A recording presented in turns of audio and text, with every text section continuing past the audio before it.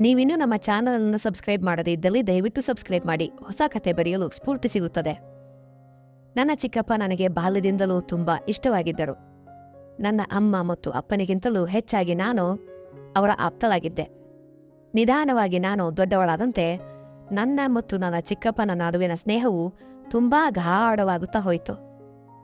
ಆ ಸಮಯದಲ್ಲಿ ನಾನು ಹೊಸದಾಗಿ ಯೌವನಕ್ಕೆ ಕಾಲೆತ್ತಿದ್ದೆ ಮತ್ತು ನನ್ನ ಗೆಳತಿಯರಿಂದ ಗಂಡು ಮತ್ತು ಹೆಣ್ಣಿನ ನಡುವಿನ ಸಂಬಂಧದ ಬಗ್ಗೆ ಹೊಸ ಹೊಸ ಮಾತುಗಳನ್ನ ಕೇಳುತ್ತಾ ಇದ್ದೆ.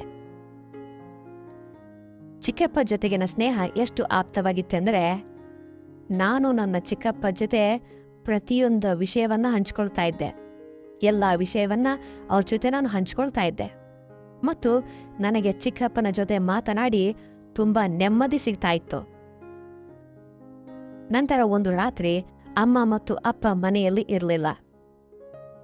ಆಗ ಚಿಕ್ಕಪ್ಪಗೆ ತಲೆಯಲ್ಲಿ ತುಂಬಾ ನೋವಿತ್ತು. ಚಿಕ್ಕಪ್ಪ ನನಗೆ ಹೇಳಿದ್ರು, ಪವಿತ್ರ, ಸ್ವಲ್ಪ ಚಹಾ ಮಾಡಿಕೊಡು, ನನ್ನ ರೂಮಿಗೆ ತೆಗೆದುಕೊಂಡು ಬಾ, ನನ್ನ ಕೋಣೆಗೆ ತಂದುಕೊಡು ಅಂತ. ನಾನು ಬೇಗನೆ ಚಹಾ ತಯಾರಿಸಿ ಚಿಕ್ಕಪ್ಪ ಅವ್ರ ಕೋಣೆಗೆ ಹೋದೆ. ಚಿಕ್ಕಪ್ಪ ಚಹಾವನ್ನ ಸೈಡ್ ಟೇಬಲ್ ಮೇಲೆ ಇಡೋದಕ್ಕೆ ಹೇಳಿದ್ರು. ನಾನು ಚಹಾ ಟೇಬಲ್ ಮೇಲೆ ಇಟ್ಟು ವಾಪಸ್ ಹೋಗ್ತಾ ಇದ್ದೆ. ಅಷ್ಟರಲ್ಲಿ ಚಿಕ್ಕಪ್ಪ ನನ್ನನ್ನು ಹಿಡಿದುಕೊಂಡ್ರು ಮತ್ತೆ ಹೇಳ್ತೊಡಗಿದ್ರು, ಇಂದು ಮನೆಯಲ್ಲಿ ಯಾರೂ ಇಲ್ಲ, ನಿನಗೆ ನಿನ್ನ ಕೊನೆಯಲ್ಲಿ ಭಯ ಆಗಬಹುದು, ಆದ್ದರಿಂದ ಇಂದು ನನ್ನ ಪಕ್ಕದಲ್ಲೇ ಮಲ್ಕೋ ಅಂತ. ನಾನು ನಿನಗೆ ಒಂದು ವಿಡಿಯೋ ತೋರಿಸುತ್ತೇನೆ. ಚಿಕ್ಕಪ್ಪ ನನ್ನನ್ನು ತಮ್ಮ ಹಾಸಿಗೆ ಮೇಲೆ ಮಲಗೋದಕ್ಕೆ ಹೇಳಿದ್ರು. ನಾನು ಚಿಕ್ಕಪ್ಪ ಹಾಸಿಗೆ ಮೇಲೆ ಮಲ್ಕೊಂಡೆ. ಚಿಕ್ಕಪ್ಪ ನನಗೆ ವಿಡಿಯೋವನ್ನ ತೋರಿಸಲಾರಂಭಿಸಿದ್ರು. ಆ ವಿಡಿಯೋ ನೋಡಿ ನನ್ನ ಕಣ್ಣುಗಳು ಆಶ್ಚರ್ಯದಿಂದ ಅರಳಿದವು. ನಂತರ ಚಿಕ್ಕಪ್ಪ ನನಗೆ ಹೇಳಿದ್ರು, ಬಾ, ನಾವಿಬ್ಬರು ಸೇರಿ ಹೀಗೆಯೇ ಮಾಡೋಣ ಅಂತ. ಹಲೋ ಸ್ನೇಹಿತರೆ, ನಿಮ್ಮ ಇನ್ನೊಂದು ರೋಮಾಂಚನಕಾರಿ ಕತೆಗೆ ನಿಮ್ಮೆಲ್ಲರಿಗೂ ಸ್ವಾಗತ. ಈ ಕತೆಗೆ ನಿಮಗೆ ತುಂಬಾ ಇಷ್ಟ ಆಗುತ್ತೆ ಅಂಥೇಳಿ ನಾನು ಭಾವಿಸ್ತೇನೆ. ಈ ವಿಡಿಯೋವನ್ನ ಪೂರ್ತಿ ನೋಡಿದ್ರೆ ಮತ್ತೆ ಮತ್ತೆ ನೋಡಬೇಕು ಅಂತ ಅನ್ಸುತ್ತೆ. ನನ್ನ ಹೆಸರು ಪವಿತ್ರ ಮತ್ತು ನನ್ನ ವಯಸ್ಸು 16 ವರ್ಷ. ಈಗಷ್ಟೇ ನಾನು 9ನೇ ತರಗತಿ ಪಾಸ್ ಮಾಡಿದ್ದೇನೆ. ನನಗೆ ಓದುವುದಂದ್ರೆ ತುಂಬಾ ಇಷ್ಟ ಇತ್ತು. ಆದರೆ ನನ್ನ ಅಪ್ಪ ನನ್ನ ಓದಿನ ವಿರುದ್ಧವಾಗಿದ್ರು. ನಾನು ಅಮ್ಮ ಮತ್ತು ಚಿಕ್ಕಪ್ಪಗೆ ಹೇಳಿದೆ, ನಾನು ಮುಂದೆ ಓದಬೇಕು ಅಂತ ಅನ್ಕೊಂಡಿದ್ದೇನೆ, ದಯವಿಟ್ಟು ನೀವಿಬ್ಬರೂ ನನಗೆ ಸಹಾಯವನ್ನ ಮಾಡಿ ಮತ್ತು ಅಪ್ಪನನ್ನ ಒಪ್ಪಿಸಿ ಅಂತ ಹೇಳಿದೆ. ಅಮ್ಮ ತನ್ನ ಕಡೆಯಿಂದ ತುಂಬಾ ಪ್ರಯತ್ನವನ್ನ ಮಾಡಿದ್ರು. ಆದ್ರೆ ಅಪ್ಪ ಒಪ್ಪುತ್ತಾ ಇರಲಿಲ್ಲ. ಯಾಕಂದ್ರೆ ಇಂದಿನ ದಿನಗಳಲ್ಲಿ ಕಾಲೇಜಿನಲ್ಲಿ ಓದಿಗಿಂತ ಪ್ರೇಮ ಪ್ರಕರಣಗಳೇ ಹೆಚ್ಚು ನಡೀತಾ ಇದ್ದಾವೆ ಅನ್ನೋದು ಅವರ ವಾದ ಆಗಿತ್ತು. ಹಾಗೆ ನನ್ನ ಚಿಕ್ಕಪ್ಪ ಅಪ್ಪನಿಗೆ ವಿವರಿಸಿದ್ರು ಮತ್ತು ಒಂದು ರೀತಿಯಲ್ಲಿ ನನಗೆ ನನ್ನ ಗ್ಯಾರಂಟಿಯನ್ನು ತೆಗೆದುಕೊಂಡ್ರು. ನಾನು ಅಂಥ ಯಾವುದೇ ಕೆಲಸ ಮಾಡೋದಿಲ್ಲ ಮತ್ತು ಕೇವಲ ಓದುತ್ತೇನೆ ಅನ್ನೋ ಗ್ಯಾರಂಟಿಯನ್ನು ತೆಗೆದುಕೊಂಡ್ರು. ಆಗ ಅಪ್ಪ ನಾನು ಕಾಲೇಜಿಗೆ ಹೋಗೋದಕ್ಕೆ ಒಪ್ಪಿದ್ರು ಮತ್ತು ಚಿಕ್ಕಪ್ಪನಿಗೆ ಹೇಳಿದ್ರು, ಇಂದಿನಿಂದ ಪವಿತ್ರಳ ಜವಾಬ್ದಾರಿ ನಿನ್ನದು. ಅವಳು ಏನಾದ್ರೂ ಉಲ್ಟಾಪಲ್ಟಾ ಕೆಲಸ ಮಾಡಿ ಈ ಮನೆ ಮತ್ತು ಕುಟುಂಬದ ಗೌರವಕ್ಕೆ ಧಕ್ಕೆ ತಂದ್ರೆ ಪವಿತ್ರ ಜೊತೆಗೆ ನಿನ್ನನ್ನ ಬಿಡೋದಿಲ್ಲ. ಹಾಗೆ ಚಿಕ್ಕಪ್ಪ ನಮ್ಮ ಅಪ್ಪನಿಗೆ ಹೇಳಿದ್ರು, ಅಣ್ಣ, ನೀವು ಚಿಂತೆ ಮಾಡಬೇಡಿ, ನಾನು ಪವಿತ್ರಳ ಪ್ರತಿಯೊಂದು ಚಲನವಲನದ ಮೇಲೆ ಕಣ್ಣಿಡ್ತೇನೆ, ನೀವು ಟೆನ್ಷನ್ ತಗೊಳ್ಬೇಡಿ ಅಂತ ಹೇಳಿದ್ರು. ಆ ಸಮಯದಲ್ಲಿ ಚಿಕ್ಕಪ್ಪ ಮನಸ್ಸಿನಲ್ಲಿ ಏನಿದೆ ಮತ್ತು ಅವರು ನನಗೆ ಇಷ್ಟೊಂದು ಬೆಂಬಲ ಯಾಕೆ ನೀಡ್ತಾ ಇದ್ದಾರೆ ಅನ್ನೋದು ನನಗೆ ಆಗ ತಿಳಿದಿರಲಿಲ್ಲ. ಆದರೆ ಮಜವಾದ ವಿಷಯ ಏನಂದ್ರೆ, ಚಿಕ್ಕಪ್ಪ ಜೊತೆಗಿನ ನನ್ನ ಸ್ನೇಹ ಇಷ್ಟು ದೂರ ಹೋಗುತ್ತೆ ಅಂಥೇಳಿ ನಾನು ಎಂದಿಗೂ ಯೋಚನೆ ಮಾಡಿರಲಿಲ್ಲ. ನಂತರ ಕೆಲವೇ ದಿನಗಳಲ್ಲಿ ಚಿಕ್ಕಪ್ಪ ನನ್ನ ಜೊತೆ ಬಂದು ಕಾಲೇಜಿನಲ್ಲಿ ಅಡ್ಮಿಷನ್ ಮಾಡಿಸಿದ್ರು. ಮೊದಮೊದಲು ನಾನು ತುಂಬಾ ಮನಸ್ಸಿಟ್ಟು ಓದ್ತಾ ಇದ್ದೆ ಮತ್ತು ಕಾಲೇಜಿನಲ್ಲಿ ಯಾರ ಜೊತೆಗೂ ಅಷ್ಟಾಗಿ ಬೆರಿತಾ ಇರಲಿಲ್ಲ. ಕಾಲೇಜಿನಲ್ಲಿ ಏನೇ ನಡೆದ್ರು ಅದನ್ನ ರಾತ್ರಿ ಚಿಕ್ಕಪ್ಪ ಮನೆಗೆ ಬಂದಾಗ ಹೇಳ್ತಾ ಇದ್ದೆ. ಚಿಕ್ಕಪ್ಪ ಕೂಡ ನನ್ನೊಂದಿಗೆ ತುಂಬಾ ಸಲಿಗೆಯಿಂದ ಇರಲಾರಂಭಿಸಿದ್ರು ಮತ್ತು ಅವರು ನನ್ನನ್ನ ವಿಚಿತ್ರ ದೃಷ್ಟಿಯಿಂದ ನೋಡ್ತಾ ಇದ್ದಾರೆ ಅಂಥೇಳಿ ನನಗೆ ಅನ್ನಿಸೋಕೆ ಶುರು ಮಾಡಿತು. ಯಾಕಂದ್ರೆ ನನ್ನ ಚಿಕ್ಕಮ್ಮ ಹಳ್ಳಿಯಲ್ಲಿ ಇರ್ತಾ ಇದ್ರು ಮತ್ತು ಚಿಕ್ಕಪ್ಪ ಕೆಲಸದ ನಿಮಿತ್ತ ನಮ್ಮ ಮನೆಯಲ್ಲೇ ಇರ್ತಾ ಇದ್ರು. ಒಬ್ಬಂಟಿಯಾಗಿದ್ರು ಅವರು. ನಂತರ ಕಾಲೇಜ್ನಲ್ಲಿ ನನಗೆ ಒಬ್ಬಳು ಹುಡುಗಿಯ ಸ್ನೇಹ ಆಯಿತು. ಅವಳ ಸ್ನೇಹದ ನಂತರ ನನ್ನ ಜೀವನ ಬದಲಾವತೊಡಗಿತು. ಯಾಕಂದ್ರೆ ಆ ಗೆಳತಿ ನನಗೆ ಹೇಳಿದ್ಲು ಅವಳಿಗೆ ಎಂಗೇಜ್ಮೆಂಟ್ ಆಗಿದೆ ಅಂಥೇಳಿ, ನಿಶ್ಚಿತಾರ್ಥವಾಗಿದೆ ಅಂಥೇಳಿ. ಅವಳು ಒಂದು ದಿನ ತನ್ನ ಭಾವಿ ಪತಿಯನ್ನ ನನಗೆ ಪರಿಚಯ ಕೂಡ ಮಾಡಿಸಿದ್ಲು. ಇವನನ್ನೇ ನಾನು ಮದುವೆ ಆಗ್ತೇನೆ ಅಂಥೇಳಿ. ನನ್ನ ಗೆಳತಿ ನನಗೆ ಹೇಳಿದ್ಲು, ನನ್ನ ಮದುವೆ ಈಗ ನಿಶ್ಚಯವಾಗಿದೆ, ಆದ್ರಿಂದ ನಾವಿಬ್ಬರು ನಮ್ಮ ಸಂಬಂಧದಲ್ಲಿ ಸಂಪೂರ್ಣರಾಗಿ ಮುಕ್ತವಾಗಿದ್ದೇವೆ. ನಮ್ಮ ನಡುವೆ ಯಾವುದೇ ಮುಚ್ಚುಮರೆ ಇಲ್ಲ. ಇದರ ನಂತರ ನಾನು ನನ್ನ ಗೆಳತಿಯಿಂದ ಅದೆಲ್ಲವನ್ನು ತಿಳಿಯಲು ಪ್ರಯತ್ನಿಸಿದ್ದೆ. ಬಹುಶಃ ಅದನ್ನು ತಿಳಿಯುವ ವಯಸ್ಸು ನನಗಿನ್ನೂ ಆಗಿರಲಿಲ್ಲ, ಅಥವಾ ನನ್ನ ವಯಸ್ಸು ಅಂಥದ್ದಾಗಿತ್ತು. ಅಂದ್ರೆ ಈ ಮಾತುಗಳನ್ನು ಕೇಳಿ ನಾನು ಸುಲಭವಾಗಿ ತಪ್ಪು ದಾರಿಗೆ ಹೋಗಬಹುದಾಗಿತ್ತು ಮತ್ತು ಹಾಗೆಯೇ ಆಗತೊಡಗಿತು ಕೂಡ. ನನಗೂ ಅಂತಹ ಮಾತುಗಳಲ್ಲಿ ಆಸಕ್ತಿ ಮೂಡಲಾರಂಭಿಸಿತು. ಅವಳು ಅಂತಹ ಮಾತುಗಳನ್ನು ಹೇಳ್ತಾ ಇದ್ಲು. ನನಗೆ ಯಾವುದೇ ಹುಡುಗನ ಜೊತೆ ಸ್ನೇಹವಿರಲಿಲ್ಲ, ಯಾರೂ ಫ್ರೆಂಡ್ಸ್ ಇರಲಿಲ್ಲ. ಆದ್ದರಿಂದ ನಾನು ಅಂತಹ ವಿಷಯಗಳನ್ನ ಯೋಚನೆ ಮಾಡಿದಾಗಲೆಲ್ಲ ನನ್ನ ಮೆದುಳಿನಲ್ಲಿ ತಾನಾಗಿಯೇ ಚಿಕ್ಕಪ್ಪ ಅವರ ನೆನಪು ಬರ್ತಿತ್ತು. ನಂತರ ನಾನು ನನ್ನ ಮೆದುಳನ್ನು ಕೊಡವಿಕೊಂಡು ನನಗೆ ನಾನೇ ಹೇಳ್ಕೊಳ್ತಾ ಇದ್ದೆ. ಏನಂದ್ರೆ, ಪವಿತ್ರ, ಇದೇನು ಇಂಥ ಅಸಭ್ಯ ವಿಷಯಗಳನ್ನ ಯಾಕೆ ಯೋಚನೆ ಮಾಡ್ತಾ ಇದ್ಯಾ ಅಂತ ನನಗೆ ನಾನೇ ಹೇಳ್ಕೊಳ್ತಾ ಇದ್ದೆ. ಅವರು ನಿನ್ನ ಚಿಕ್ಕಪ್ಪ. ಆದರೆ ನಂತರ ಚಿಕ್ಕಪ್ಪ ಅವರ ಮಾತುಗಳು ಮತ್ತು ಅವರ ನಡವಳಿಕೆಯೂ ಕೂಡ ನನ್ನ ಈ ಆಲೋಚನೆಗೆ ಪ್ರೋತ್ಸಾಹವನ್ನು ನೀಡ್ತಾ ಇತ್ತು. ಪರಿಸ್ಥಿತಿ ಆಗಿತ್ತು. ಆದರೆ ಚಿಕ್ಕಪ್ಪ ಅವರ ಮನಸ್ಸಿನ ಮಾತುಗಳನ್ನು ನಾನು ಇದುವರೆಗೆ ತಿಳಿಯೋದಕ್ಕೆ ಸಾಧ್ಯ ಆಗಿರಲಿಲ್ಲ. ಕೆಲವೊಮ್ಮೆ ನನಗೆ ಅನ್ನಿಸ್ತಾ ಇತ್ತು ಅವರು ಕೂಡ ನನ್ನ ಬಗ್ಗೆ ಇದನ್ನೇ ಯೋಚನೆ ಮಾಡ್ತಾ ಇರಬಹುದು ಅಂಥೇಳಿ. ಆದರೆ ಕೆಲವೊಮ್ಮೆ ಅವರ ನಡವಳಿಕೆ ಮೇಲೆ ತುಂಬಾ ಕಠಿಣವಾಗಿರ್ತಾ ಇತ್ತು ಮತ್ತು ಅವರು ನನಗೆ ನೆನಪಿಸ್ತಾ ಇದ್ರು, ನಿಮ್ಮ ಅಪ್ಪ ಎಷ್ಟು ಕಷ್ಟಪಟ್ಟು ಎಂದು ನಿನಗೆ ಗೊತ್ತಾ? ನಿಮ್ಮಪ್ಪ ಎಷ್ಟು ಕಟ್ಟುನಿಟ್ಟು ಅಂತೇಳಿ ನಿನಗೆ ಗೊತ್ತಾ? ನೀನು ಏನಾದರೂ ತಪ್ಪು ಮಾಡಿದ್ರೆ ನಿನ್ನ ಜೊತೆ ನನ್ನ ಸ್ಥಿತಿಯು ಗಂಭೀರ ಆಗುತ್ತೆ ಅಂತೇಳಿ ಹೇಳ್ತಾ ಇದ್ರು.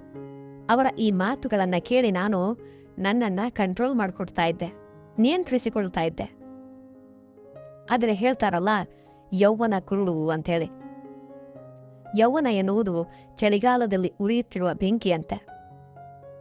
ಅಲ್ಲಿ ಕೈ ಕಾಯಿಸಿಕೊಳ್ಳಲೇಬೇಕು ಅನಿಸುತ್ತೆ. ನಾನು ಕಾಲೇಜಿಗೆ ಹೋದ ತಕ್ಷಣ ಮತ್ತೆ ಅಂತಹದ್ದೇ ಮಾತುಗಳು ಕೇಳಿಬರ್ತಾ ಇದ್ವು. ನಂತರ ನಾನು ಕಾಲೇಜಿನಿಂದ ಮನೆಗೆ ಬಂದು ನನ್ನ ಗೆಳೆಯರು ಹೇಳಿದ ಮಾತುಗಳ ಬಗ್ಗೆ ಯೋಚನೆಯನ್ನ ಮಾಡ್ತಾ ಇದ್ದೆ. ಅಲ್ಲಿ ಮಾತಾಡಿರೋ ಮಾತುಗಳ ಬಗ್ಗೆ ನಾನು ಯೋಚನೆ ಮಾಡ್ತಾ ಇದ್ದೆ. ಅಂದು ನನ್ನ ಚಿಕ್ಕಪ್ಪ ಕೆಲಸದಿಂದ ಮನೆಗೆ ಬಂದಾಗ ಬಂದು ನನ್ನ ಪಕ್ಕ ಕುಳಿತು ಹೇಳಿದ್ರು, ಪವಿತ್ರ, ಇಷ್ಟೊಂದು ಆಳವಾಗಿ ಏನು ಯೋಚನೆ ಮಾಡ್ತಾ ಇದ್ಯಾ ಅಂತ. ನಾನು ಚಿಕ್ಕಪ್ಪ ಕಡೆ ಒಂದು ವಿಲಕ್ಷಣ ನೋಟವನ್ನ ಬೀರಿ ಅವರಿಗೆ ಹೇಳ್ದೆ, ಚಿಕ್ಕಪ್ಪ, ನಿಮಗೆ ಗೊತ್ತಾ ನನ್ನ ಗೆಳತಿ ಎಂದು ನನಗೆ ಏನು ಹೇಳಿದ್ದಾಳೆ ಅಂಥೇಳಿ? ಪ್ರತಿ ಬಾರಿಯಂತೆ ಅಂದು ಕೂಡ ನಾನು ಚಿಕ್ಕಪ್ಪ ಜೊತೆ ನನ್ನ ಮನಸ್ಸಿನ ಮಾತುಗಳನ್ನ ಹಂಚಿಕೊಳ್ಳಲಾರಂಭಿಸಿದೆ. ನಾನು ಯಾವಾಗಲೂ ಅವ್ರ ಜೊತೆ ಮುಕ್ತವಾಗಿ ಮಾತಾಡ್ತಾ ಇದ್ದೆ, ನನ್ನ ಫ್ರೆಂಡ್ಸ್ ಜೊತೆ ಮಾತಾಡಿರೋದನ್ನ. ಬಾಲ್ಯದಿಂದಲೂ ನನಗೆ ನನ್ನ ಪ್ರತಿಯೊಂದು ವಿಷಯವನ್ನ ಚಿಕ್ಕಪ್ಪಗೆ ಹೇಳುವ ಒಂದು ಅಭ್ಯಾಸ ಇತ್ತು. ಅದು ಎಂತಹದ್ದೇ ವಿಷಯವಾಗಿದ್ದರೂ ಕೂಡ ಚಿಕ್ಕಪ್ಪ ಕೂಡ ನನ್ನನ್ನ ಮೇಲಿನಿಂದ ಕೆಳಗಿನವರೆಗೆ ನೋಡುತ್ತಾ ಹೇಳಿದ್ರು ಅವತ್ತು. ಹೌದು, ಹೇಳೋ, ನಿನಗೆ ಏನು ಹೇಳಬೇಕು? ನಿನ್ನ ಗೆಳತಿ ನಿನಗೆ ಏನು ಹೇಳಿದ್ದಾಳೆ ಅಂತ ನನ್ನ ಕೇಳಿದ್ರು. ನಾನು ಅವ್ರಿಗೆ ಹೇಳ್ದೆ, ನನ್ನ ಗೆಳತಿ ನನಗೆ ಹೇಳ್ತಾ ಇದ್ಲು, ಇಂಟರ್ನೆಟ್ನಲ್ಲಿ ತುಂಬಾ ತರಹದ ವಿಡಿಯೋಗಳಿರ್ತವೆ, ಆ ವಿಡಿಯೋಗಳಲ್ಲಿ ಎಲ್ಲ ತರಹದ ಮಾಹಿತಿ ಸಿಗುತ್ತೆ ಅಂಥೇಳಿ. ಆದ್ದರಿಂದ ನಾನು ಕೇಳ್ತಾ ಇದ್ದೀನಿ, ನಿಮ್ಮ ಬಳಿಯೂ ಮೊಬೈಲ್ ಇದೆ ಮತ್ತು ಜೊತೆಗೆ ನೆಟ್ ಪ್ಯಾಕ್ ಕೂಡ ಇದೆ. ನೀವು ಕೂಡ ಆ ವಿಡಿಯೋಗಳಿಂದ ನೋಡಿರ್ತೀರಿ. ಹಾಗಾದರೆ ನಾವಿಬ್ಬರೂ ಸೇರಿ ಆ ವಿಡಿಯೋಗಳನ್ನು ಯಾಕೆ ನೋಡಬಾರ್ದು ಮತ್ತು ಯಾಕೆ ಎಂಜಾಯ್ ಮಾಡಬಾರ್ದು ಅಂತ ನಾನು ಕೇಳಿದೆ. ನಾನು ಈ ಮಾತನ್ನು ನನ್ನ ಮುಖವನ್ನು ಚಿಕ್ಕಪ್ಪ ಹತ್ತಿರಕ್ಕೆ ತಂದು ಪಿಸು ಮಾತಿನ ಶೈಲಿಯಲ್ಲಿ ಹೇಳಿದ್ದೆ, ಯಾರಿಗೂ ಕೇಳಿಸ್ಬಾರ್ದು ಅನ್ನೋ ಥರ. ಅವರು ಆಶ್ಚರ್ಯಚಕಿತರಾಗಿ ನನ್ನನ್ನು ನೋಡೋದಕ್ಕೆ ಆರಂಭಿಸಿದ್ರು. ಅವ್ರು ನನಗೆ ಚೆನ್ನಾಗಿ ಬೈತಾರೆ ಅಂತ ನನಗೆ ಅನ್ನಿಸ್ತಾ ಇತ್ತು. ಆದರೆ ಹಠಾತ್ತನೆ ಅವರು ನನ್ನನ್ನು ಬಹಳ ಸೂಕ್ಷ್ಮವಾಗಿ ನೋಡಿದ್ರು ಮತ್ತು ಬಹುಶಃ ಮನಸ್ಸಿನಲ್ಲೇ ಏನೋ ನಿರ್ಧಾರವನ್ನು ಮಾಡಿದ್ರು. ನಂತರ ಅವರು ನಗುತ್ತಾ ಪಿಸುಮಾತಿನಲ್ಲೇ ಹೇಳಿದ್ರು ನನಗೆ, ನೋಡು ಪವಿತ್ರ, ಇಂತಹ ಮಾತುಗಳನ್ನ ನಿನ್ನ ಅಪ್ಪನ ಮುಂದೆ ಆಡಬೇಡ. ಇಲ್ಲದಿದ್ರೆ ನಿನ್ನ ಅಪ್ಪ ನಿನ್ನ ಸ್ಥಿತಿಯನ್ನ ಕೆಡಿಸುವುದು ಮಾತ್ರವಲ್ಲವೇ ನನ್ನನ್ನು ಕೂಡ ಮನೆಯಿಂದ ಹೊರಹಾಕ್ತಾರೆ. This is very sensitive matter ಅಂತ ಹೇಳಿದ್ರು. ಯಾಕಂದ್ರೆ ನಾನು ನಿನ್ನ ಜವಾಬ್ದಾರಿ ತೆಗೆದುಕೊಂಡಿದ್ದೇನೆ ಮತ್ತು ನಂತರ ನನಗೆ ಇರಲು ಸಮಸ್ಯೆ ಆಗುತ್ತೆ ಇಲ್ಲಿ. ಇನ್ನು ವಿಡಿಯೋ ನೋಡುವ ವಿಷಯಕ್ಕೆ ಬಂದರೆ, ನೀನು ರಾತ್ರಿ ವೇಳೆ ನನ್ನ ರೂಮಿಗೆ ಬಾ. ನಾನು ನಿನಗೆ ಎಲ್ಲ ತರಹದ ವಿಡಿಯೋಗಳನ್ನು ತೋರಿಸುತ್ತೇನೆ ಅಂತ ಹೇಳಿದ್ರು. ಚಿಕ್ಕಪ್ಪ ಅವರ ಕಣ್ಣುಗಳಲ್ಲಿ ಒಂದು ಮಿಂಚಿನ ಕುಚೇಷ್ಟೆ ಇತ್ತು, ಶೈನಿಂಗ್ ಇತ್ತು ಅವ್ರ ಕಣ್ಣಲ್ಲಿ. ಅದು ಆ ಸಮಯದಲ್ಲಿ ನನಗೆ ಅರ್ಥ ಆಗ್ತಾ ಇರಲಿಲ್ಲ. ಇದರ ನಂತರ ಚಿಕ್ಕಪ್ಪ ತಮ್ಮ ಕೋಣೆಗೆ ಹೋದ್ರು, ಅವ್ರ ರೂಮಿಗೆ ಹೋದ್ರು ಮತ್ತು ನಾನು ಓದೋದಕ್ಕೆ ಕುಳಿತೆ. ಬರಲಿರುವ ಸಮಯದ ಬಗ್ಗೆ ಯೋಚನೆ ಮಾಡ್ತಾ ಇದ್ದೆ. ರಾತ್ರಿ ಯಾವಾಗುತ್ತೋ ಅಂತ ಯೋಚನೆ ಮಾಡ್ತಾ ಇದ್ದೆ. ಈಗ ನನ್ನ ಮನಸ್ಸು ಪುಸ್ತಕಗಳಲ್ಲಿ ಇರಲಿಲ್ಲ. ಕಂಟ್ರೋಲ್ ತಪ್ಪಿತ್ತು ನನ್ನ ಮನಸ್ಸು. ಕೇವಲ ರಾತ್ರಿ ಏನಾಗುತ್ತೆ ಅನ್ನೋ ಭಾವನೆ, ಯೋಚನೆಯೇ ಇತ್ತು. ಆದರೆ ಓದುವುದು ಕೂಡ ಇಂಪಾರ್ಟೆಂಟ್ ಆಗಿತ್ತು. ಯಾಕಂದ್ರೆ ಓದಿನ ವಿಷಯದಲ್ಲಿ ಚಿಕ್ಕಪ್ಪ ತುಂಬಾ ಕಟ್ಟುನಿಟ್ಟಾಗಿದ್ರು ಮತ್ತು ನನಗೆ ಹೇಳ್ತಾ ಇದ್ರು, ಮೊದಲು ನಿನ್ನ ಓದು, ಉಳಿದ ಮೋಜು ಮಸ್ತಿ ನಂತರ ಅಂಥೇಳಿ. ಅವರ ಪ್ರಕಾರ ನೀನು ಓದಿನಲ್ಲಿ ಚೆನ್ನಾಗಿದ್ರೆ ನಿನ್ನ ಅಪ್ಪ ಕೂಡ ಅರ್ಥ ಮಾಡ್ಕೊಳ್ತಾರೆ ಮತ್ತು ನಿನ್ನ ಸ್ವಾತಂತ್ರ್ಯದ ಬಾಗಿಲು ಕೂಡ ತೆರೆಯುತ್ತಾ ಹೋಗುತ್ತೆ. ನೀನು ಚೆನ್ನಾಗಿ ಓದಿದ್ರೆ ನಿನಗೆ ಫ್ರೀಡಮ್ ಸಿಗುತ್ತೆ, ಯಾವುದೇ ಟೆನ್ಷನ್ ಇರೋದಿಲ್ಲ ಅಂತ. ಅವರ ಈ ಮಾತು ನನಗೂ ಸರಿ ಅನಿಸ್ತು. ಆದ್ದರಿಂದ ನಾನು ನನ್ನ ಮನಸ್ಸಿನಿಂದ ಎಲ್ಲ ಮಾತುಗಳನ್ನು ಹೊರಹಾಕಿ ಮನಸ್ಸಿಟ್ಟು ನನ್ನ ಕಾಲೇಜಿನ ಕೆಲಸ ಮಾಡೋದಕ್ಕೆ ಪ್ರಾರಂಭ ಮಾಡಿದೆ ಮತ್ತು ಬೇಗನೆ ಎಲ್ಲ ಕೆಲಸವನ್ನು ಮುಗಿಸ್ದೆ. ರಾತ್ರಿ ಹತ್ತಿರ ಬರುತ್ತಿದ್ದಂತೆ ನನ್ನ ಹೃದಯದಲ್ಲಿ ತಳಮಳ ಆಗ್ತಾ ಇತ್ತು. ನಂತರ ನಾನು ಎಲ್ಲ ಕೆಲಸಗಳಿಂದ ಮುಕ್ತವಾದಾಗ ರಾತ್ರಿ ಆರಾಮವಾಗಿ ಚಿಕ್ಕಪ್ಪ ಅವರ ಕೊನೆಗೆ ಹೋದೆ. ನಾನು ಅವರ ರೂಮಿಗೆ ಹೋದಾಗ ಚಿಕ್ಕಪ್ಪ ಹುಡುಗಿಯರ ಮ್ಯಾಗಜಿನ್ ನೋಡ್ತಾ ಇದ್ರು. ನನ್ನ ನೋಡಿದ ತಕ್ಷಣ ಅವರು ನಗಲಾರಂಭಿಸಿದ್ರು ಮತ್ತು ಆ ಮ್ಯಾಗಜಿನ್ ಅನ್ನ ಬಚ್ಚಿಟ್ರು. ಚಳಿಗಾಲ ನಡೀತಾ ಇತ್ತು ಮತ್ತು ದಿನದಿಂದ ದಿನಕ್ಕೆ ಚಳಿ ಹೆಚ್ಚಾಗ್ತಾ ಇತ್ತು. ಅಂದು ರಾತ್ರಿ ಚಳಿ ತುಂಬಾ ಹೆಚ್ಚಿತ್ತು. ಆದ್ದರಿಂದ ನಾನು ಹೋದ ತಕ್ಷಣ ಚಿಕ್ಕಪ್ಪ ಹಾಸಿಗೆಯೊಳಗೆ ನುಗ್ಗಿ ಅವರ ಪಕ್ಕದಲ್ಲೇ ಅಂಟಿಕೊಂಡು ಕುಳಿಸ್ಕೊಂಡೆ ಮತ್ತು ಅವರಿಗೆ ಹೇಳ್ದೆ, ಈಗ ನನಗೆ ಬೇಗನೆ ಆ ವಿಡಿಯೋ ತೋರಿಸಿ, ಇಲ್ಲದಿದ್ರೆ ಅಪ್ಪ ಬರೋ ಟೈಮ್ ಆಗುತ್ತೆ. ನಂತರ ಚಿಕ್ಕಪ್ಪ ಕೂಡ ಸಮಯ ವ್ಯರ್ಥ ಮಾಡದೆ ನನಗೆ ವಿಡಿಯೋ ತೋರಿಸೋದಕ್ಕೆ ಆರಂಭ ಮಾಡಿದ್ರು. ವಿಡಿಯೋ ನೋಡುತ್ತಿದ್ದಂತೆ ನನ್ನೊಳಗೆ ಏನೋ ಬದಲಾವಣೆಗಳಾಗ್ತಾ ಇರೋದು ನನಗೆ ಅನುಭವ ಆಯಿತು. ಆದರೆ ಕಾಕತಾಳೀಯವಾಗಿ ನಾವು ಇನ್ನು ಕೆಲವು ವಿಡಿಯೋಗಳನ್ನಷ್ಟೇ ನೋಡಿದ್ದೆವು. ಅಷ್ಟರಲ್ಲಿ ಅಪ್ಪ ನಮ್ಮ ರೂಮಿಗೆ ಬಂದ್ರು. ಅಪ್ಪ ಬಂದ ತಕ್ಷಣ ನನ್ನನ್ನ ಕೇಳಿದ್ರು, ಇಷ್ಟು ರಾತ್ರಿ ಸಮಯದಲ್ಲಿ ಚಿಕ್ಕಪ್ಪ ಕೊನೆಯಲ್ಲಿ ಏನ್ ಮಾಡ್ತಾ ಇದ್ಯಾ? ನಡೆ, ನಿನ್ನ ಕೊನೆಗೆ ಹೋಗು, ನಿನ್ನ ರೂಮ್ಗೆ ಹೋಗು. ಅಪ್ಪ ತುಂಬಾ ಕಟ್ಟುನಿಟ್ಟಿನ ಸ್ವಭಾವದಾರಾಗಿದ್ರು ಮತ್ತು ನಾನು ಅವರಂದ್ರೆ ತುಂಬಾ ಹೆದರ್ತಾ ಇದ್ದೆ. ಆದ್ದರಿಂದ ಅಪ್ಪ ಕಠಿಣವಾಗಿ ಹೇಳಿದ ತಕ್ಷಣ ನಾನು ಎಲ್ಲವನ್ನು ಮರೆತು ಬೇಗನೆ ನನ್ನ ರೂಮಿಗೆ ಬಂದೆ.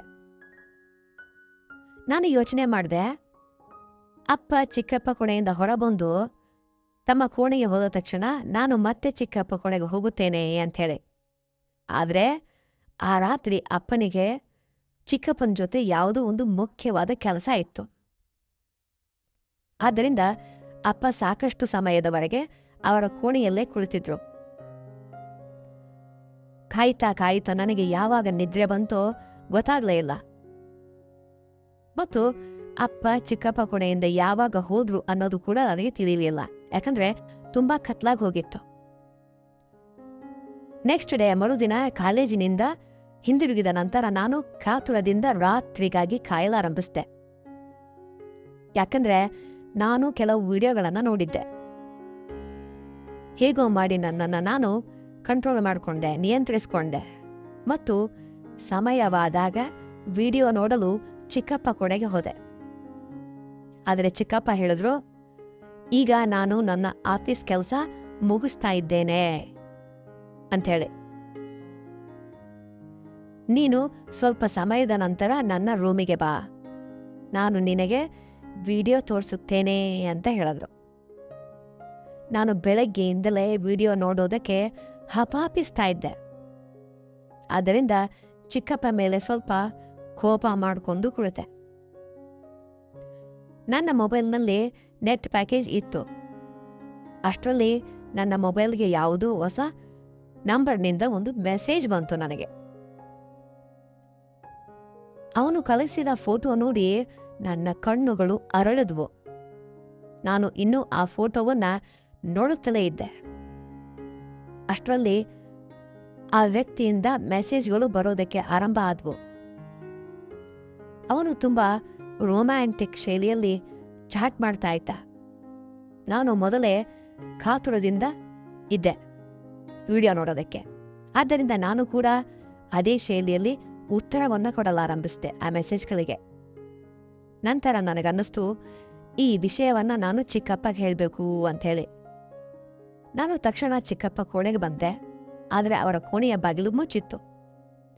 ಆಗ ನಾನು ನನ್ನ ಕೋಣೆಗೆ ವಾಪಸ್ ಬಂದೆ ಮತ್ತು ಆ ಅಪರಿಚಿತ ಹುಡುಗನ ಜೊತೆ ಹಾಗೆಯೇ ಮಾತನಾಡಲಾರಂಭಿಸಿದೆ. ನಾನು ಮೊಬೈಲ್ನಲ್ಲಿ ಮೆಸೇಜ್ ಮೂಲಕ ಮಾತನಾಡ್ತಾ ಇದ್ದಾಗ ಆ ಮೆಸೇಜ್ನಲ್ಲಿ ನಾನು ನಿನ್ನನ್ನು ನೋಡೋದಕ್ಕೆ ಬಯಸುತ್ತೇನೆ ಅಂಥೇಳಿ ಅವನಿಗೆ ವಿಡಿಯೋ ಕಾಲ್ ಮಾಡೋದಕ್ಕೆ ಕೇಳಿದೆ. ಆದರೆ ಆ ಹುಡುಗ ನಿರಾಕರಿಸಿದ. ಆ ಸಮಯದಲ್ಲಿ ನಾನು ನನ್ನ ರೂಮಿನಿಂದ ಹೊರಬಂದಾಗ ನನ್ನ ದೃಷ್ಟಿ ಚಿಕ್ಕಪ್ಪನ ಮೇಲೆ ಬಿತ್ತು. ಅವರು ಈ ಸಮಯದಲ್ಲಿ ತಮ್ಮ ಕೋಣೆಯಿಂದ ಹೊರಬಂದು ಮೆಟ್ಟಿಲು ಹತ್ತುತ್ತಾ ಚಾವಣಿಯ ಮೇಲೆ ಹೋಗ್ತಾ ಇದ್ರು ಮತ್ತು ಅವರ ಕೈಯಲ್ಲಿ ಮೊಬೈಲ್ ಇತ್ತು. ನನಗೆ ಆಶ್ಚರ್ಯ ಆಯಿತು. ಅವರು ರಾತ್ರಿಯ ಈ ಸಮಯದಲ್ಲಿ ಚಾವಣಿಯ ಮೇಲೆ ಯಾಕೆ ಹೋಗ್ತಾ ಇದ್ದಾರೆ ಅಂಥೇಳಿ. ರಾತ್ರಿ 12 ಗಂಟೆ ಆಗಿತ್ತು. ನನಗೆ ನಿದ್ರೆ ಕೂಡ ಬರ್ತಾ ಇರಲಿಲ್ಲ. ಆದರೆ ನನ್ನ ಮೆದುಳಿನಲ್ಲಿ ಒಂದು ಅನುಮಾನ ಬಂತು. ಎಲ್ಲೋ ಚಿಕ್ಕಪ್ಪ ಅವರೇ ನನಗೆ ಹೊಸ ನಂಬರ್ನಿಂದ ಮೆಸೇಜ್ ಮಾಡ್ತಾ ಇಲ್ವಲ್ವಾ ಅಂತ. ಅಷ್ಟರಲ್ಲಿ ನಾನು ಇದೇ ಯೋಚನೆಗಳನ್ನ ಮಾಡುತ್ತಾ ನನ್ನ ಚಿಕ್ಕಪ್ಪ ಅವರ ಕಲ್ಪನೆಗಳಲ್ಲಿ ಯಾವಾಗ ನಿದ್ರೆಯ ಲೋಕಕ್ಕೆ ಜಾರಿದನೋ ತಿಳಿಲಿಲ್ಲ ಮತ್ತು ಒಂದು ಕನಸನ್ನ ಕಂಡೆ. ಆ ರಾತ್ರಿ ಅದರಲ್ಲಿ ಚಿಕ್ಕಪ್ಪ ನನ್ನ ಜೊತೆಗಿದ್ರು ಮತ್ತು ಯಾವುದೂ ಕೆಲಸ ಮಾಡೋದಕ್ಕೆ ಹೇಳ್ತಾ ಇದ್ರು. ತಕ್ಷಣ ನನ್ನ ಕಣ್ಣು ತೆರೀತು. ಬೆಳಗ್ಗೆ ನಾನು ನೋಡಿದೆ. ಚಿಕ್ಕಪ್ಪ ಅವರ ಮೂಡ್ ತುಂಬಾ ಚೆನ್ನಾಗಿತ್ತು. ಅವ್ರು ನನ್ನ ಜೊತೆ ನಗುತ್ತಾ ನಗುತ್ತಾ ಮಾತಾಡ್ತಾ ಇದ್ರು. ಇದಕ್ಕಿಂತ ಮೊದಲು ನಾನು ನನ್ನ ಕಾಲೇಜಿಗೆ ನಡೆದುಕೊಂಡು ಹೋಗ್ತಾ ಇದ್ದೆ. ಆದರೆ ಅಂದು ಚಿಕ್ಕಪ್ಪ ಹೇಳಿದ್ರು, ಇವತ್ತು ನಾನು ನಿನ್ನನ್ನ ನನ್ನ ಬೈಕಿನಲ್ಲಿ ಕಾಲೇಜಿಗೆ ಬಿಡ್ತೇನೆ ಅಂತ ಹೇಳಿ. ಆದ್ದರಿಂದ ನಾನು ಕೂಡ ಅವರ ಜೊತೆಗೆ ಹೊರಟೆ. ಕಾಲೇಜು ಮುಗಿದ ತಕ್ಷಣ ಗೇಟಿನಿಂದ ಹೊರಬಂದಾಗ ಚಿಕ್ಕಪ್ಪ ನನಗಾಗಿ ಮೊದಲೇ ಬಂದು ಕಾಯ್ತಾ ಇದ್ರು. ನಾನು ಇದು ತುಂಬಾ ಉದಾಸವಾಗಿದ್ದೆ, ಬೇಜಾರಲ್ಲಿದ್ದೆ. ಯಾಕಂದ್ರೆ ನನ್ನ ಗೆಳತಿ ನನ್ನ ಮೇಲೆ ಕೋಪ ಮಾಡ್ಕೊಂಡಿದ್ಲು. ನಮ್ಮಿಬ್ಬರ ನಡುವೆ ಜಗಳ ಆಗಿತ್ತು. ಚಿಕ್ಕಪ್ಪ ದಾರಿಯಲ್ಲಿ ನನ್ನ ಉದಾಸೀನತೆಗೆ ಕಾರಣ ಕೇಳಿದಾಗ ನಾನು ಹುಡುಗಿ ಹೇಳ್ದೆ, ನನ್ನ ಗೆಳತಿ ಜೊತೆ ಜಗಳ ಆಗಿದೆ ಮತ್ತು ನನ್ನ ಮೂಡ್ ಸರಿ ಇಲ್ಲ ಅಂತ ಹೇಳಿ. ಆಗ ಚಿಕ್ಕಪ್ಪ ಹೇಳಿದ್ರು, ಬಾ ನಿನ್ ಮೂಡ್ ಸರಿ ಮಾಡ್ತೇನೆ ಅಂತ. ಮತ್ತು ಚಿಕ್ಕಪ್ಪ ಬೈಕನ್ನ ಒಂದು ಬಿರಿಯಾನಿ ಅಂಗಡಿ ಮುಂದೆ ನಿಲ್ಸಿದ್ರು. ಅವ್ರಿಗೆ ಗೊತ್ತಿತ್ತು ನನಗೆ ಬಿರಿಯಾನಿ ಅಂದ್ರೆ ತುಂಬಾ ಇಷ್ಟ ಅಂಥೇಳಿ. ನಂತರ ನಾವಿಬ್ರು ಅಲ್ಲಿ ಕುಳಿತು ಬಿರಿಯಾನಿಯನ್ನ ತಿಂದ್ವು ಮತ್ತು ಕೋಲ್ಡ್ ಡ್ರಿಂಕ್ ಕೂಡ ಕುಡಿದ್ವು. ಚಿಕ್ಕಪ್ಪ ಅಲ್ಲಿಯೂ ನನ್ನ ಜೊತೆ ತಮಾಷೆಯನ್ನ ಮಾಡ್ತಾ ಇದ್ರು. ಇದರ ನಂತರ ನಾನು ಚಿಕ್ಕಪ್ಪ ಜೊತೆ ಮನೆಗೆ ವಾಪಸ್ ಬಂದೆ. ಅಂದು ಅಪ್ಪ ಮನೆಯಲ್ಲಿ ಇರಲಿಲ್ಲ. ಬಹುಶಃ ಯಾವುದೋ ಸಂಬಂಧಿಕರ ಮದುವೆಗೆ ಹೋಗಿದ್ರು. ಹಾಗೆ ಚಿಕ್ಕಪ್ಪ ನನ್ನನ್ನ ಕೇಳಿದ್ರು, ನೀನು ಮತ್ತೆ ವಿಡಿಯೋ ನೋಡೋದಕ್ಕೆ ಯಾಕೆ ಕೇಳಲಿಲ್ಲ ಅಂತ ಹೇಳಿ. ಆಗ ನಾನು ಅವ್ರಿಗೆ ಹೇಳ್ದೆ, ನಾನು ಮೊದಲೇ ನೋಡಿದ್ದೇನೆ ಅಂತ. ಚಿಕ್ಕಪ್ಪ ತಕ್ಷಣ ಬೆಚ್ಚಿ ಬಿದ್ದು ನನ್ನನ್ನು ನೋಡ್ತಾ ಕೇಳಿದ್ರು, ಅದು ಹೇಗೆ ನೋಡಿದೆ? ನಿನ್ನ ಬಳಿ ಕೇವಲ ಸಿಂಪಲ್ ಪ್ಯಾಕೇಜ್ ಇರುತ್ತದಲ್ಲ, ಸಿಂಪಲ್ ಇಂಟರ್ನೆಟ್ ಪ್ಯಾಕೇಜ್ ಇರುತ್ತಲ್ಲ ಅಂತ ಅವರು ಕಠಿಣವಾಗಿ ಕೇಳಿದ್ರು. ನಾನು ಅವ್ರಿಗೆ ಹೇಳ್ದೆ, ನನ್ನ ಒಬ್ಬ ಹೊಸ ಗೆಳೆಯನಾಗಿದ್ದಾನೆ, ಅವನು ಕಳಿಸಿದ್ದ ಅಂಥೇಳಿ. ನಾನು ರಾತ್ರಿ ನಿಮಗೆ ಹೇಳೋದಕ್ಕೆ ಬಂದಿದ್ದೆ, ಆದರೆ ನೀವು ಮಲಗಿದ್ರಿ ಅಂತ. ಚಿಕ್ಕಪ್ಪ ಇದನ್ನು ಕೇಳಿದಾಗ ಗಾಢವಾದ ಆಲೋಚನೆಯಲ್ಲಿ ಮುಳುಗಿದ್ರು. ಅವ್ರು ಹೇಳಿದ್ರು, ನೀನು ಈಗ ಹೋಗಿ ಬಟ್ಟೆ ಬದಲಾಯಿಸ್ಕೊಂಡು ಬಾ. ನಾನು ನನ್ನ ಕೋಣೆಗೆ ಹೋದೆ. ನಾನು ವಾಪಸ್ ಬಂದಾಗ ನೋಡಿದೆ, ಚಿಕ್ಕಪ್ಪ ನನ್ನ ಮೊಬೈಲಲ್ಲಿ ಏನನ್ನೋ ಹುಡುಕ್ತಾ ಇದ್ರು. ನಾನು ಹತ್ತಿರ ಬರ್ತಾ ಇರೋದನ್ನ ನೋಡಿ ಚಿಕ್ಕಪ್ಪ ಮೊಬೈಲನ್ನು ಟೇಬಲ್ ಮೇಲೆ ಇಟ್ರು. ಮತ್ತು ನಂತರ ನಾವಿಬ್ರು ಒಟ್ಟಿಗೆ ಕುಳಿತು ಊಟ ಮಾಡಿದ್ವಿ. ನಾನು ಊಟ ಮಾಡುವಾಗ ಚಿಕ್ಕಪ್ಪ ಕಡೆ ನೋಡಿದಾಗ ನನಗೆ ಅನ್ನಿಸ್ತಾ ಇತ್ತು, ಚಿಕ್ಕಪ್ಪ ನನ್ನನ್ನ ವಿಚಿತ್ರ ದೃಷ್ಟಿಯಿಂದ ನೋಡ್ತಾ ಇದ್ದಾರೆ ಅಂಥೇಳಿ. ಅವ್ರು ನನ್ನ ಹತ್ರ ಏನೋ ಹೇಳೋದಕ್ಕೆ ಪ್ರಯತ್ನವನ್ನ ಮಾಡ್ತಾ ಇದ್ದಾರೆ, ಆದರೆ ಹೇಳೋದಕ್ಕೆ ಸಾಧ್ಯವಾಗ್ತಾ ಇಲ್ಲ ಅಂತೇಳಿ ನನಗೆ ಅನ್ನಿಸೋದಕ್ಕೆ ಶುರು ಮಾಡ್ತು. ನಾನು ಮನಸ್ಸಿನಲ್ಲಿ ಯೋಚನೆ ಮಾಡಿದೆ, ಚಿಕ್ಕಪ್ಪ ಈಗಲಾದ್ರೂ ಹೇಳ್ಬಿಡಿ, ನಾನು ನಿಮ್ಗೆ ಬೇಡ ಅನ್ನೋದಿಲ್ಲ. ನಂತರ ನನ್ನ ದೃಷ್ಟಿ ಚಿಕ್ಕಪ್ಪ ಮುಖದಿಂದ ಸೆರೆದು ನನ್ನ ಮೊಬೈಲ್ ಮೇಲೆ ಬಿತ್ತು. ಯಾಕಂದ್ರೆ ನಾನು ಇಂದು ಕೂಡ ಆ ಅಪರಿಚಿತ ಹುಡುಗನ ಮೆಸೇಜ್ಗಾಗಿ ಕಾಯ್ತಾ ಇದ್ದೆ. ಅವನು ಇದುವರೆಗೆ ನನಗೆ ಮೆಸೇಜ್ ಮಾಡಿರಲಿಲ್ಲ. ಚಿಕ್ಕಪ್ಪಳು ಕೂಡ ಸದ್ಯಕ್ಕೆ ಏನೋ ಹೇಳೋದಕ್ಕೆ ಬಯಸ್ತಾ ಇದ್ರು. ಅಷ್ಟರಲ್ಲಿ ನಾನು ಮೊಬೈಲ್ ತೆಗೆದುಕೊಂಡು ನಾನೇ ಆ ನಂಬರ್ಗೆ ಮೆಸೇಜ್ ಮಾಡಲಾರಂಭಿಸಿದೆ.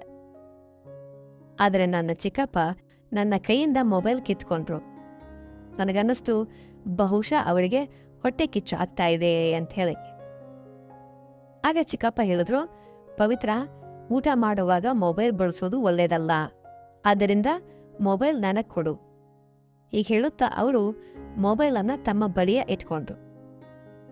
ನಾನು ಬೇಗನೆ ಊಟ ಮುಗಿಸಿ ಚಿಕ್ಕಪ್ಪಗೆ ಹೇಳಿದೆ, ಈಗಲಾದರೂ ನನ್ನ ಮೊಬೈಲ್ ವಾಪಸ್ ಕೊಡಿ. ಆಗ ಅವ್ರು ಹೇಳಿದ್ರು, ಕೊಡುತ್ತೇನೆ, ಈಗ ನೀನು ಪಾತ್ರೆಗಳನ್ನು ತೊಳೆದು ನನ್ನ ರೂಮಿಗೆ ಬಾ. ನಾನು ಖುಷಿಯಾದೆ. ಬಹುಶಃ ಹೊಟ್ಟೆ ಕೆಚ್ಚಿನಿಂದಾದರೂ ಇಂದು ಚಿಕ್ಕಪ್ಪ ನನ್ನ ಆಸೆಯನ್ನ ಪೂರೈಸ್ತಾರೆ ಅಂಥೇಳಿ. ನಾನು ಹಾಗೇನೆ ಮಾಡಿದೆ. ಬೇಗನೆ ಪಾತ್ರೆಗಳನ್ನು ತೊಳೆದೆ. ನಂತರ ಕಾಲೇಜು ಕೆಲಸವನ್ನ ಮುಗಿಸ್ದೆ. ರಾತ್ರಿ 11 ಗಂಟೆ ಆಗಿತ್ತು. ನಾನು ಚಿಕ್ಕಪ್ಪ ಕೊನೆಗೆ ಹೋದಾಗ ಅವ್ರಿಗೆ ಹೇಳ್ದೆ, ಈಗಲಾದರೂ ನನ್ನ ಮೊಬೈಲನ್ನ ಕೊಡಿ, ನನಗೆ ಆ ಗೆಳೆಯನ ಜೊತೆ ಮಾತಾಡಬೇಕು.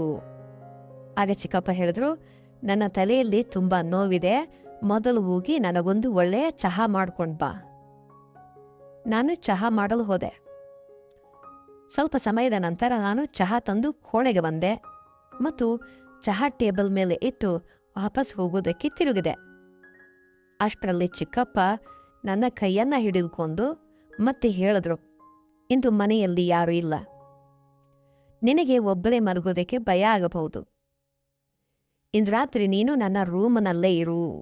ನಾನು ಮೌನವಾದ ಕಣ್ಣುಗಳಿಂದ ಅವರನ್ನೇ ನೋಡ್ತಾ ಇದ್ದೆ. ಯಾಕಂದ್ರೆ ಅಂದು ರಾತ್ರಿ ನಾನು ಆ ಹುಡುಗನ ಜೊತೆ ವಿಡಿಯೋ ಕಾಲ್ನಲ್ಲಿ ಮಾತಾಡಬೇಕಿತ್ತು.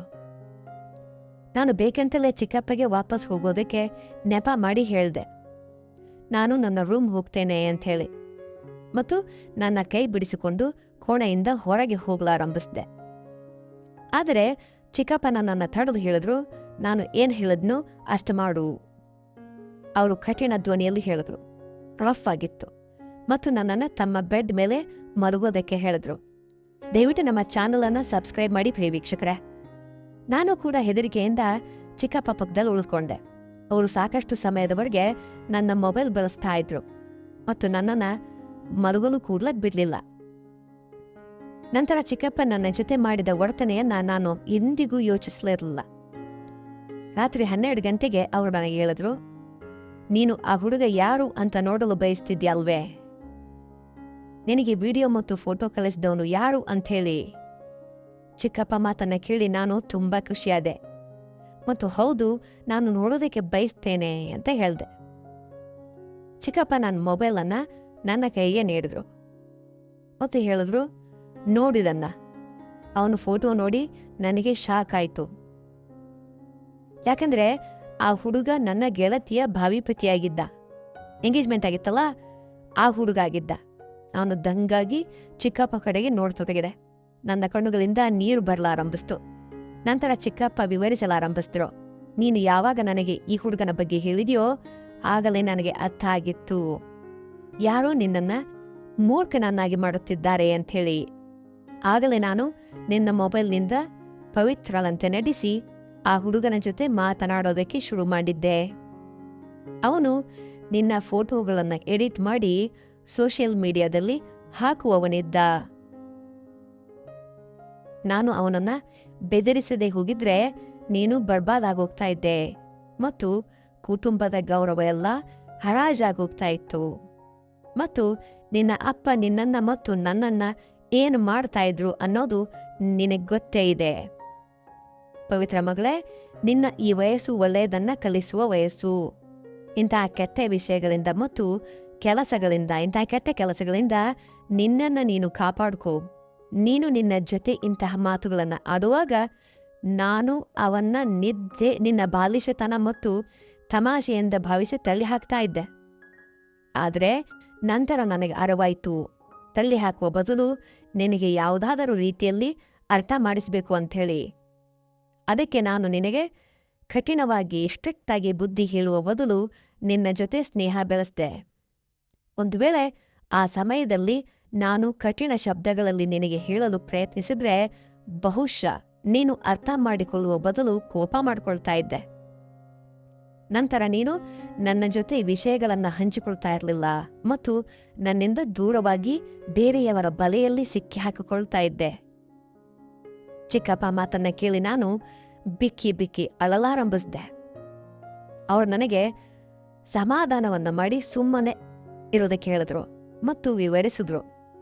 ಕಾಲೇಜಿನಲ್ಲಿ ಓದಿನಲ್ಲಿ ಮುಂದಿರುವ ಹುಡುಗಿಯರ ಜೊತೆ ಸ್ನೇಹ ಮಾಡು, ಕೆಟ್ಟ ಕೆಲಸ ಮಾಡುವವರ ಜೊತೆ ಅಲ್ಲ.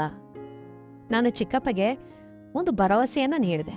ಇನ್ನು ಮುಂದೆ ನಾನು ಕೇವಲ ನನ್ನ ಓದಿನ ಕಡೆ ಗಮನ ನೀಡ್ತೇನೆ ಮತ್ತು ಇಂತಹ ಕೆಟ್ಟ ಕೆಲಸಗಳಲ್ಲಿ ತೊಡಗೋದಿಲ್ಲ ಅಂಥೇಳಿ. ಸ್ನೇಹಿತರೆ, ಇಂದಿನ ಕಾಲದಲ್ಲಿ ತಂದೆ ತಾಯಿಗಳು ತಮ್ಮ ಮಕ್ಕಳ ಜೊತೆ ಪ್ರತಿಯೊಂದು ವಿಷಯವನ್ನ ಹಂಚಿಕೊಳ್ಳೋದಕ್ಕೆ ಅನುಮತಿ ನೀಡೋದಿಲ್ಲ. ಇದು ಅವರಿಗೆ ಮಾಡುವ ಒಂದು ದೊಡ್ಡ ಅನ್ಯಾಯವಾಗಿದೆ.